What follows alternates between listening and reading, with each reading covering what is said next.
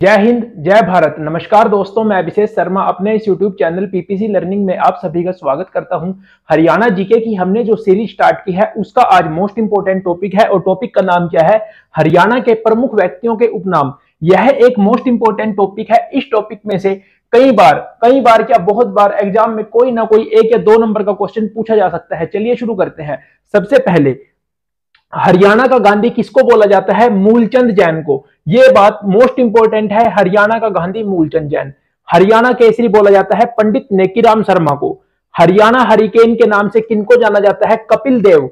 कपिल देव जो हमारे भारतीय क्रिकेट टीम के कप्तान थे जब हमारे भारत ने पहला विश्व कप जीता था जिनकी कप्तानी में, तो उनको बोला जाता है हरियाणा हरिकेन, यानी कपिल देव को। फिर हरियाणा का लौह पुरुष बोला जाता है चौधरी बंसीलाल जी को।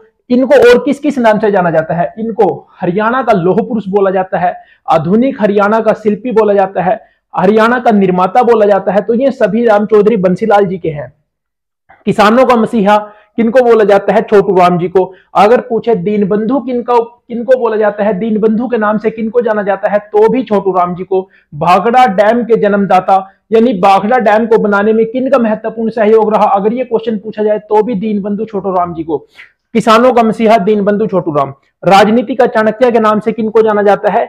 भजन लाल जी को। देखिए, हमारे हरियाणा में 3 लाल, राजनीति में 3 लाल बहुत फेमस हैं। वो कौन कौन है? चौधरी बंसीलाल जी, देवीलाल जी और भजन लाल जी।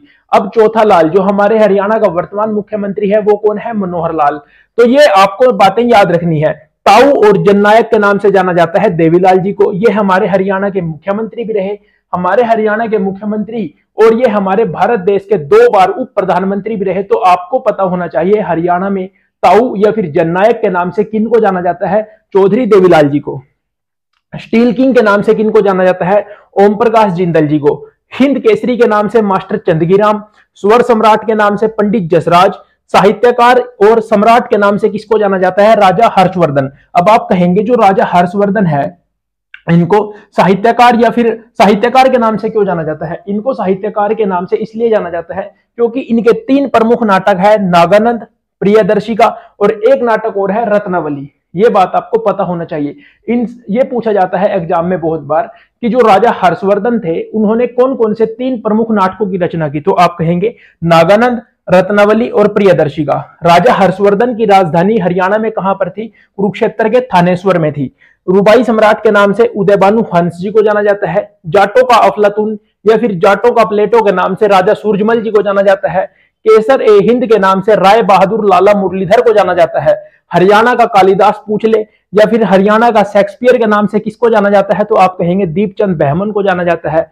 हरियाणा का तानसेन पूछ ले या फिर हरियाणा का सूर्य कवि के नाम से किसको जाना जाता है? पंडित लक्ष्मीचंद जी को जाना जाता है हरियाणा के तानसेन के नाम से। अब तानसेन कौन था? तानसेन, इससे रिलेटेड क्या क्वेश्चन पूछा जा सकता है कि जो तानसेन थे वो किसके समय में थे या किसके दरबार में रहते थे? तो ये मुगल सम्राट जो अकबर थे, जो मुगलों के तीसरे सम्राट यानी तीसरे बादशाह अकबर थे, उनके दरबार में जो नवरत्न थे उनमें से एक तानसेन थे। और अगर क्वेश्चन पूछा जाए हरियाणा के तानसेन के नाम से पंडित लक्ष्मीचंद जी को जाना जाता है।